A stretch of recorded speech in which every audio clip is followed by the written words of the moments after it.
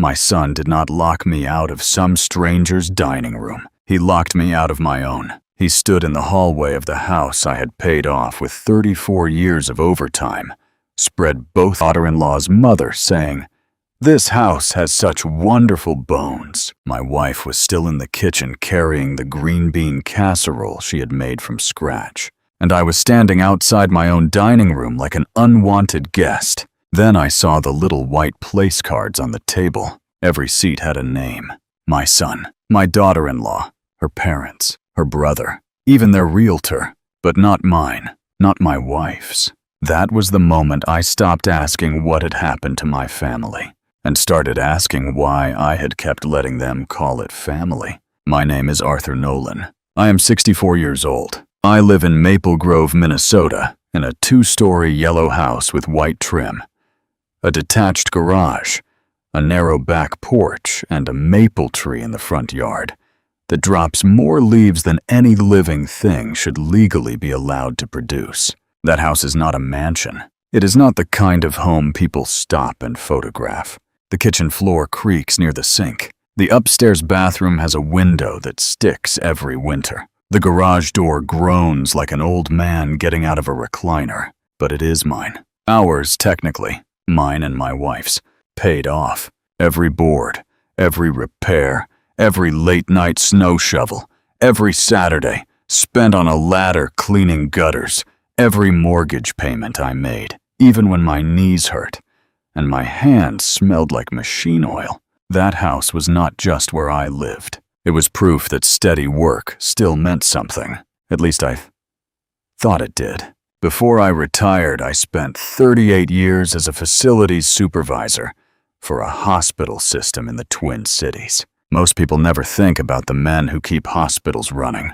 They notice doctors, nurses, receptionists, specialists with framed degrees. They do not notice that the guy in the basement at 2 o'clock in the morning, making sure a boiler keeps heat moving through a pediatric wing during a February cold snap. That was me. If the lights stayed on, nobody knew my name. If a pipe burst, everybody suddenly did. I was good at my job.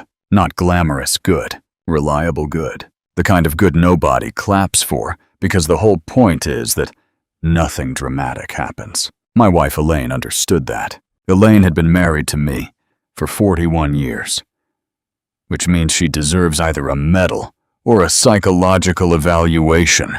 She worked as a librarian for 29 years at the Maple Grove Public Library. She knew every child who came in looking for dinosaur books, every lonely widower who pretended to need help printing documents just so someone would talk to him, and every teenager who claimed they hated reading until she quietly put the right book in their hands.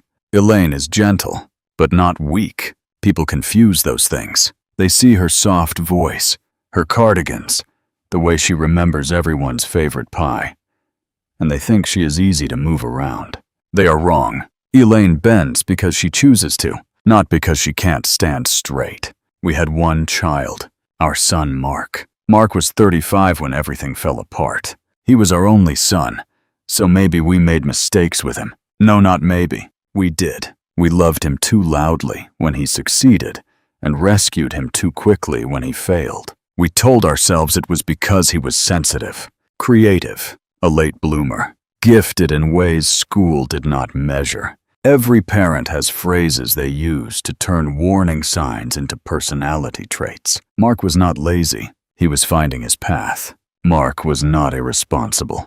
He was not made for traditional work. Mark was not selfish. He was overwhelmed. By the time he was 25, I had co-signed his first apartment. By 27, I had paid off a credit card he said had gotten out of control because of startup expenses. By 29, Elaine and I had given him part of our savings to help open a coffee shop with 2 friends who disappeared before the first lease renewal. By 31, I had learned that helping Mark often felt like pouring water into a bucket and being scolded for noticing the hole. Then he met Vanessa Collier. She was polished in a way I did not understand. Not beautiful exactly, though she was attractive. Polished. That was the word. Every hair in place. every sentence smooth, every apology shaped like a reason you were wrong to need one. She worked as an assistant at a real estate investment office, and she had absorbed just enough language from that world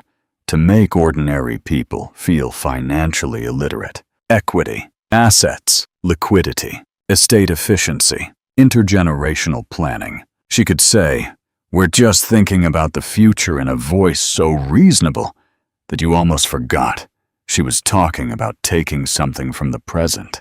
Elaine tried to like her. I tried too. Vanessa remembered Elaine's birthday. She brought flowers on Mother's Day. She helped clear plates after dinner, but only when someone could see her doing it. At first, I thought that was enough. Then I started noticing small things. Vanessa never complimented the house without attaching an idea to it. This porch would look incredible if the railing were modernized. You know, this dining room could be opened up. With the right staging, this place would photograph beautifully. Photograph. That word came up a lot. Mark and Vanessa married in October, 6 years before the Thanksgiving, where my son blocked my own doorway.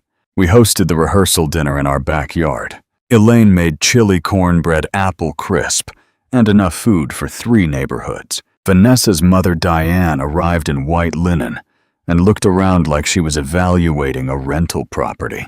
Her father Preston wore a navy blazer and kept asking me how much land came with the lot. Not much, I said. Just enough to mow and complain about. He smiled politely. Later, I heard him tell someone, "It's dated, but the location is excellent." It, not the home, not Arthur and Elaine's place. It. That should have bothered me more. But weddings make people excuse things, so do only children. After the wedding, Mark called less. That happens, I told myself. Married life. New priorities. Busy schedules. Then the calls changed. When he called, he needed something. Advice which meant money. Help which meant money. A favor which meant money, but with a more emotional costume. Vanessa and Mark had opened a brunch restaurant in northeast Minneapolis called Juniper Table. It was the kind of place that served toast on slate boards and charged $16 for eggs because someone had sprinkled microgreens on them. Elaine loved it at first, not because the food was worth $16, because it was Mark's. She told everyone at the library, "My son owns a restaurant." She clipped the first local magazine mention and put it on our fridge. Mark stood in the photo wearing a denim apron, arms crossed, smiling like he had invented breakfast. I was proud too. Of course I was. A father.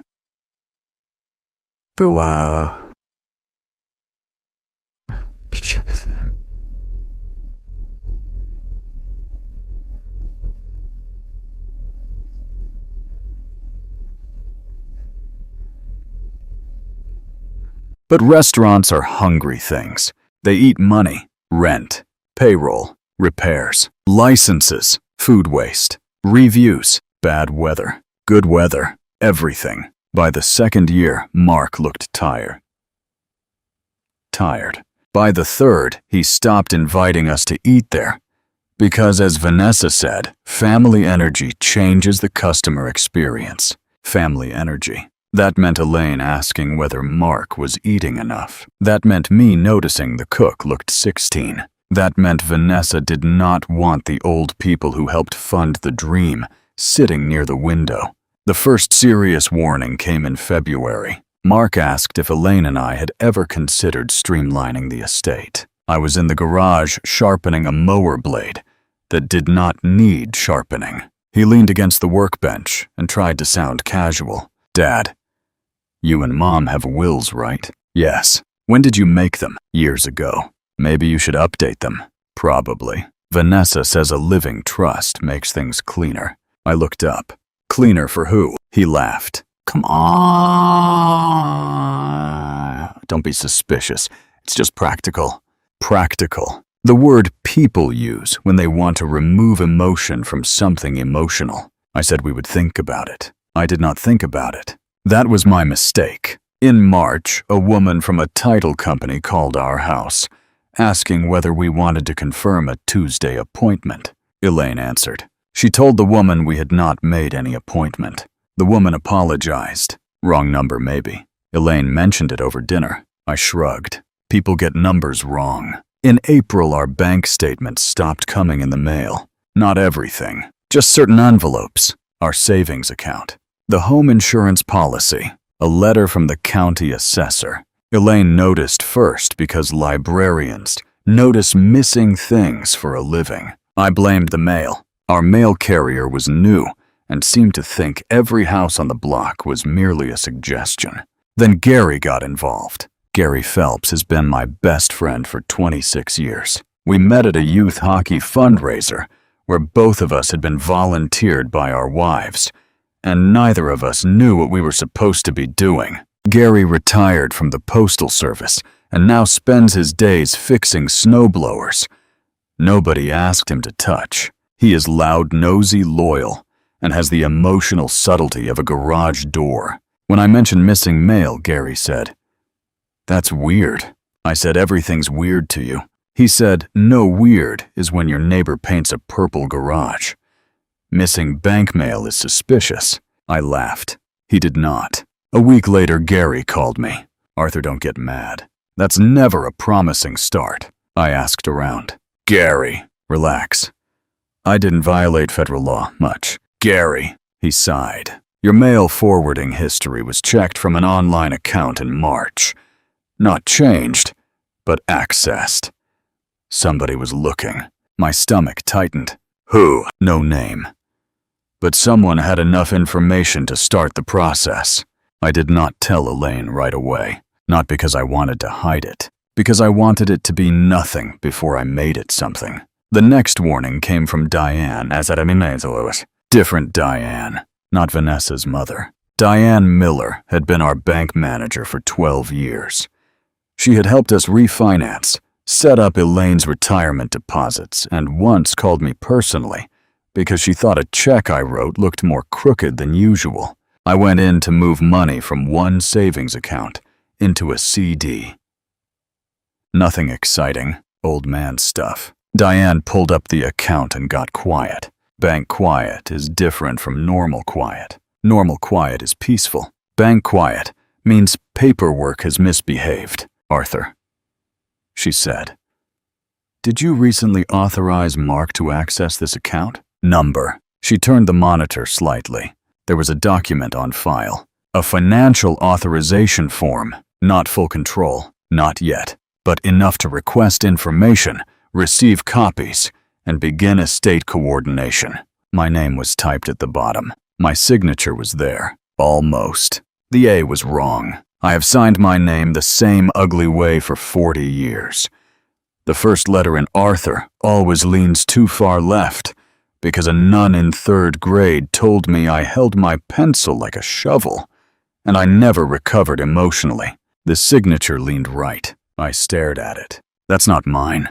Diane's face went pale. "I was afraid you'd say that." The document listed Vanessa as the preparer, Mark as family contact, Vanessa's office address in Minneapolis. I drove home without turning on the radio. There are moments when the world becomes too loud, even in silence. I kept seeing that almost signature, close enough to pass, wrong enough to wound. Elaine was in the kitchen when I came in making banana bread, because she said overripe bananas were a moral obligation. She looked at my face and turned off the mixer. "What happened?" I told her. All of it. The bank document, the missing mail, the title company call, the trust questions. Elaine listened without interrupting.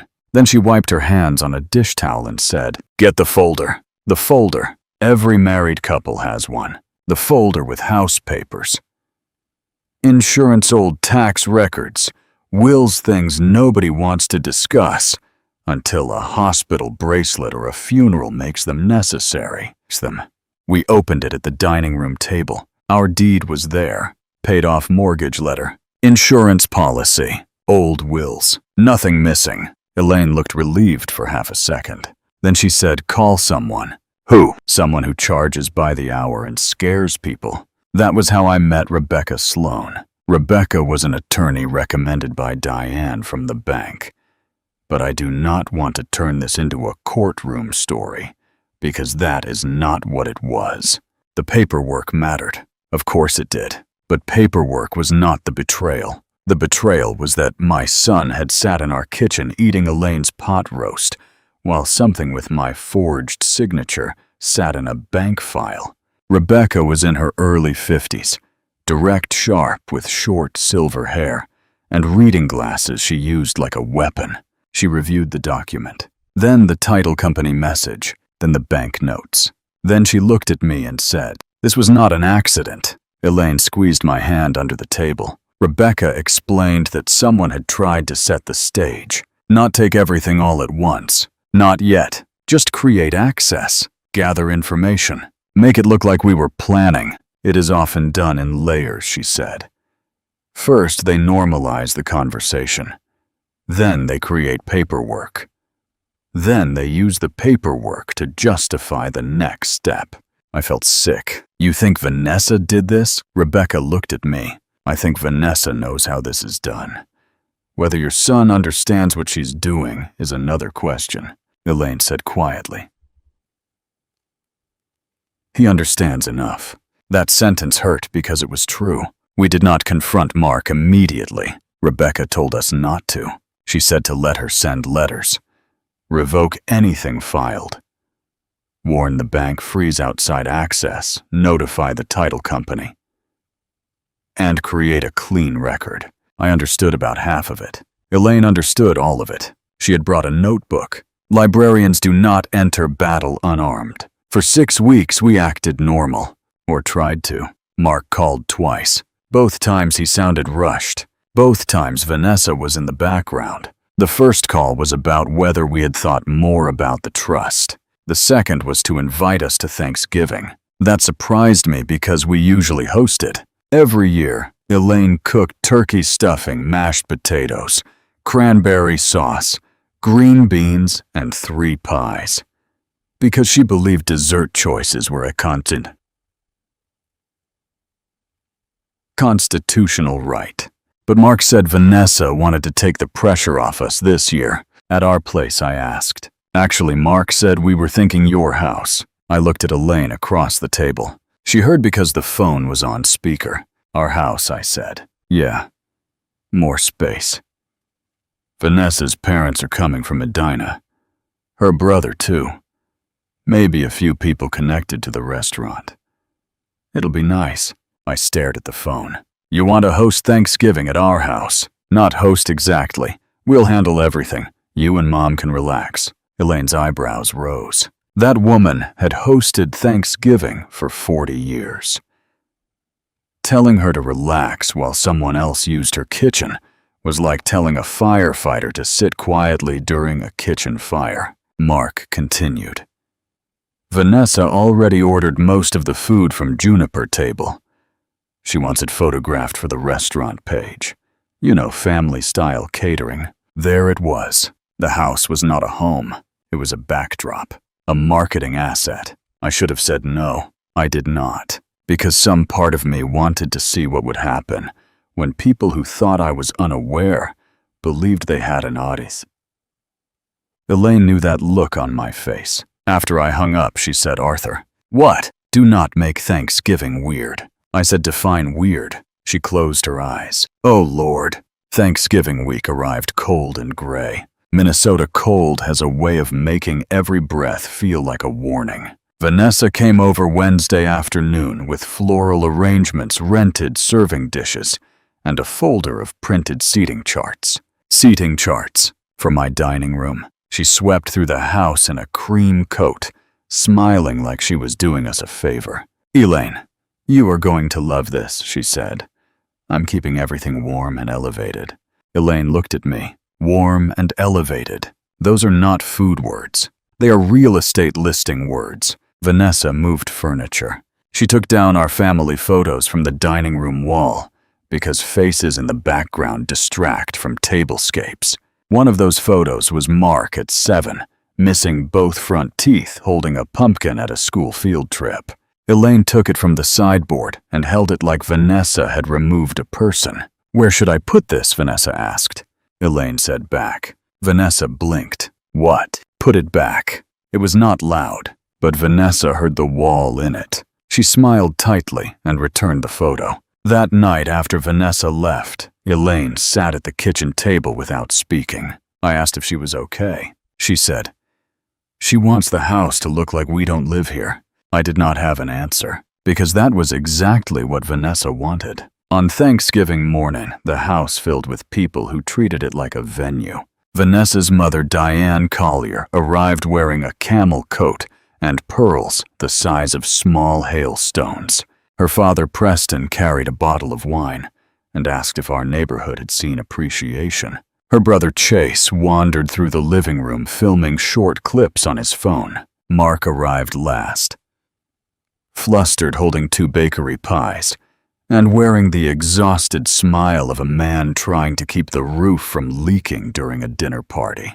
He hugged Elaine, then me. His hug was too quick. I could feel guilt in it. That is the terrible thing about raising a child. You know their guilt before they admit it. Dinner was scheduled for 4. At 3:30, I went to check the dining room. Not because I wanted drama, because I smelled it. Mark stepped into the hallway before I could reach the doorway.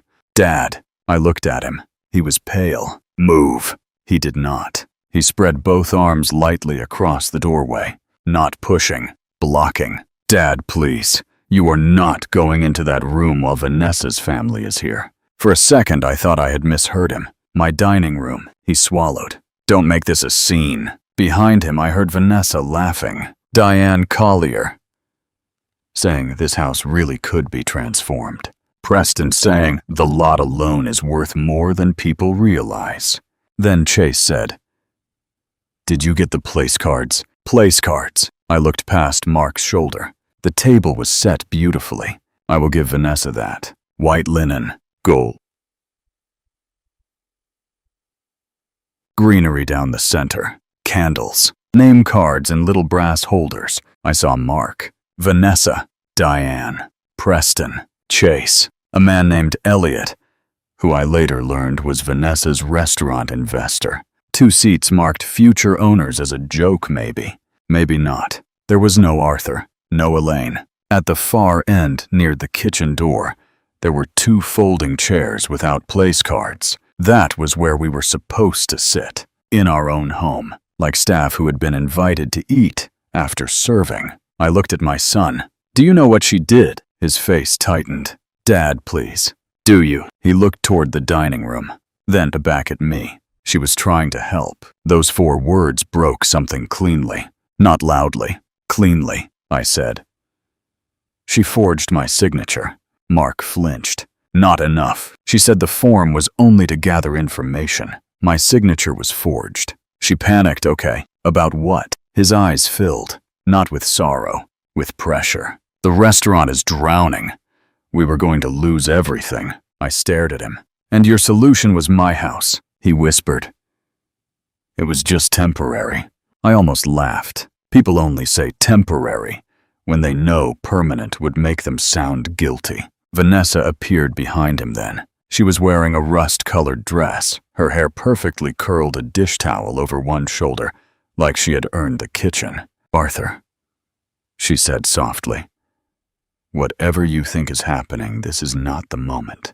I looked at her. "You made it the moment when you set my table without a seat for me." Her eyes flicked to the place cards. For the first time, she looked worried. "Good." Elaine came up behind me with the green bean casserole in both hands. She took one look at Mark blocking the doorway, and Vanessa standing behind him, and the expression on her face changed. No tears, no confusion, just a quiet, furious clarity. She set the casserole on the hallway table. "Move, Mark." Her voice was not loud, but my son moved. That hurt too. I had been standing there asking.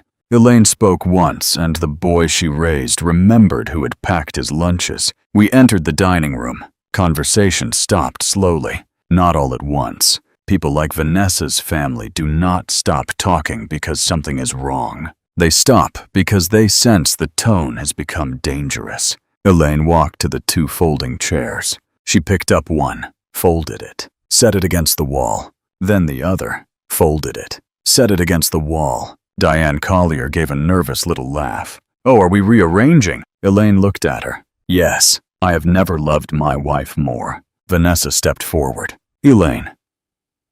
We had a seating plan. Elaine smiled. So did I. For 40 years. Then she picked up Vanessa's place card from the head of the table and moved it. Just moved it to the side. She placed her own napkin there. Then she sat down. In her chair, the room went silent. Vanessa turned red. Mark looked like he wanted the floor to open. I remained standing. I looked at everyone at the table, then at my son, then at Vanessa. I said, "Since this is my house and since someone has been using my name on papers I never signed, I think we should speak plainly before anyone eats." Diane's hand went to her pearls. Preston leaned back. Chase stopped filming, which told me he had been filming. Elliot, the investor, suddenly became very interested in his water glass. Vanessa said, "Arthur, you are confused." Elaine said, "Careful, just one word." Vanessa closed her mouth. I did not pull out stacks of paperwork. This was not a court. This was Thanksgiving. But I did take one folded page from my jacket pocket. The bank authorization. I placed it on the table. "My signature is on this document," I said. But I did not sign it. The room went dead quiet. Mark whispered, "Dad." I looked at him. "You knew enough to stop me from entering the room. So now you know enough to sit down and listen." He sat. Vanessa remained standing. I turned to her. "You told the bank you were helping us organize our affairs. You had mail redirected or monitored. You contacted a title company about our house, and when the document reached the bank, my signature was on it." Diane Collier looked at Vanessa. Vanessa's smile returned. Thin, controlled. "Arthur is making this sound much worse than it is." Elaine folded her hands. "Then make it sound better." Vanessa looked at her. "I was trying to protect an aging couple who had done no meaningful planning." Elaine said, "We are not a loose casserole in your refrigerator. We do not need labeling." Gary would have loved that line. I almost smiled. Vanessa's face hardened. "The restaurant is part of this family's future." I said, "No. It is part of yours." Mark looked down. Vanessa continued. "Mark has poured everything into it. We both have. We needed breathing room. From my house, against the house," she said quickly, then realized what she had admitted. The room shifted. Even Preston looked uncomfortable. I said, "You were going to use our home to save your restaurant." Mark said, "We were going to pay it back." I turned to my son. "With what?" He had no answer. That silence was louder than a confession. Elaine looked at him.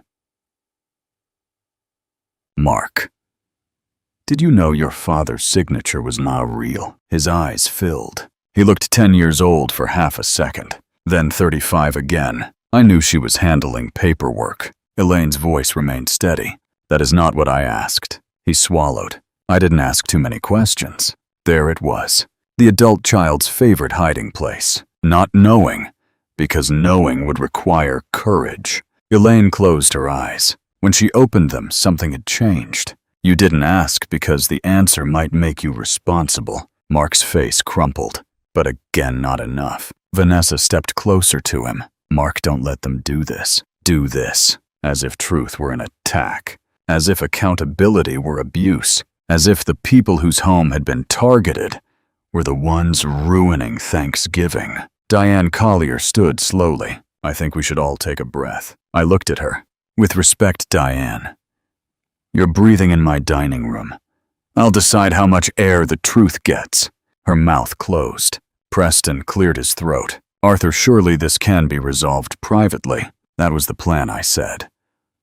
Then my son blocked me from my own dining room. Everyone looked at Mark. He stared at the table. "Good. Some shame should have witnesses. Not all, but some." Vanessa's voice sharpened. "You are humiliating us." I shook my head. "No, Vanessa. You humiliated yourself when you looked at this house and saw collateral instead of people." She flinched. I continued. "You removed our photos. You made place cards without our names. You invited your family and an investor into our home to admire something you were already treating like yours. and you expected us to stand in the hallway and be grateful." Elliot pushed back his chair. "I should go." Vanessa turned to him. "Elliot, please." He raised both hands. I thought this was a family Thanksgiving. I did not know I was attending a financing strategy. Then he left. The front door opened. Closed. The restaurant's last hope walked out before the turkey was even carved. Vanessa stared after him like he had betrayed her. That told me everything. She had not been embarrassed about hurting us. She was embarrassed the plan had stopped working. Mark stood. "Dead Mom, I'm sorry." Elaine looked at him. "For what?" He looked confused. "For all this." "No," she said. "That is fog. Speak clearly." He rubbed his face. "I'm sorry." Vanessa filed the paper. Vanessa snapped Mark. Elaine's eyes narrowed. "Try again." Mark's voice broke. "I'm sorry I let it happen. I waited." He looked at me. "I'm sorry I thought the house was the answer." "That's closer," I said. Vanessa laughed once, a small bitter sound. "So that's it. Everyone acts like I'm the villain because I tried to save our business." Aunt Linda from a previous story would have enjoyed her. Elaine answered before I could. "No, dear. You're the villain because you tried to save your business by stealing a choice from the people who trusted you." Vanessa went pale. The word stealing had entered the room, not as a charge, as a moral fact. Sometimes that is worse. Diane Collier whispered, "Vanessa, is this true?" Vanessa looked at her mother. For one moment, the Polish cracked. "You don't understand," she said. "You and Dad always had options. Mark and I don't. The restaurant was supposed to change everything. It was supposed to make us respect it." Elaine's face softened a little. Mine did not. Respect built on someone else's stolen roof is not respect. It is costume jewelry. Mark looked at me. "What happens now?" That question hurt, because he did not ask. "How do I make this right?" He asked what consequence would arrive. I said, "Your mother and I have already protected the house. The bank knows. The title company knows. Anything connected to that document is dead." Vanessa sat down as if her knees failed. Mark stared. "You knew?" "Yes." "For how long?" "Long enough to give you a chance to tell me." He looked away. He had not taken it. That was the answer. Elaine stood. Dinner was still on the table. Turkey, potatoes, stuffing, green beans. Her hands trembled slightly, but her voice did not. "Everyone who came here believing this was a meal is welcome to eat," she said. "Everyone who came here believing this was a transaction can leave." Nobody moved at first. Then Chase stood. "I'll go start the car," he muttered. Diane followed. Preston followed. Vanessa sat frozen. Mark remained seated, crying quietly now. Elaine looked at our son. "You may stay," she said, but not beside her. Vanessa looked up. "Excuse me." Elaine met her eyes. "You heard me?" Mark stood slowly. Vanessa grabbed his wrist. "Mark." He looked at her hand, then at me, then at his mother, and for the first time in years, I saw my son make a choice that cost him something. He removed her hand. "I need to stay." Vanessa's face changed. Cold. Flat. "Of course you do." She picked up her purse. Before leaving, she turned to me and said, "You'll regret destroying your son's marriage over a house." I looked at Mark, then at Elaine, then back at Vanessa. "No," I said. "I'll regret raising him to think a house was worth more than his parents." That landed where it needed to. She left. The door closed behind her, and just like that, the room became ours again. Not peaceful, not healed, not festive. Ours. Elaine sat down. Mark stayed standing. I carved the turkey because someone had to. My hands were not steady, but the knife moved. Gary showed up 20 minutes later, because of course he did. I had texted him earlier one word. Now. He walked in through the back door, holding a six-pack and wearing a flannel jacket. He looked around at the half-empty table, Mark crying Elaine, silent, and me holding a carving knife. "Well," he said, "this looks festive." Elaine laughed. Just once. It saved the room. Gary sat down beside me. No questions. No speeches. He passed Mark the potatoes. That was Gary. Loyalty with no decoration. Dinner was terrible. Not the food. The food was excellent. The experience was terrible. Mark apologized in pieces, some real, some incomplete. Some too wrapped in his own panic. He said the restaurant had been drowning for nearly a year. He said Vanessa kept telling him we had more house than we needed. He said she believed we would understand once the restaurant stabilized. He said he never meant for it to get that far. Elaine listened, then said, Mark, betrayal does not begin when the plan succeeds. It begins when you decide someone else's consent is optional. He cried harder. I did not comfort him. Not then. A parent can love a child and still let them sit in the chair they built. After dinner, Mark helped clear dishes. He moved slowly like the kitchen had become unfamiliar. Maybe it had. Maybe for the first time he was seeing it not as the place he came from, but as the place he almost helped take. When he left that night, he hugged Elaine first. She let him, briefly. Then he hugged me. I'm sorry, Dad. I said I know you are sorry tonight. He pulled back. What does that mean? It means I hope you're still sorry when nobody is watching. He nodded. He did not argue. That was something. The weeks after Thanksgiving were ugly. Not dramatic in the way people imagine. No screaming on lawns. No police at the door. No cinematic revenge. Just consequences. Juniper table closed before Christmas. Vanessa blamed the economy online. Then investors. Then family betrayal. She posted a long statement about being unsupported by people who benefited from her emotional labor. Elaine read that one and said, I would like to know where the labor was performed so I can avoid that clinic. I laughed so hard I spilled coffee. Mark moved into us. 2. At a small apartment near the river. He and Vanessa separated in January. I do not know whether they will divorce. That is their business. What I know is this: for the first time in his adult life, Mark began paying his own rent without asking us for help. He sold his expensive watch, picked up shifts managing operations for another restaurant, started calling on Sundays, not asking for anything. At first, the calls were awkward. How's Mom? She's here. Oh. Hi, Mom. Hello, Mark. Hello. Not sweetheart. Not honey. Hello. He earned his way back from there, one uncomfortable conversation at a time. In March, he came over with a stack of mail. Our mail. Bank statements. Insurance letters. County notices. He had found them in a box at the restaurant office. Vanessa had collected them, he said, to keep track. Elaine took the box. She did not speak for a full minute. Then she said, You will never again allow another person to manage your silence. Mark said, I know. Do you? He swallowed. I'm learning. That was the most honest answer he had given in years. We changed the locks. Of course we did. Elaine insisted. She said,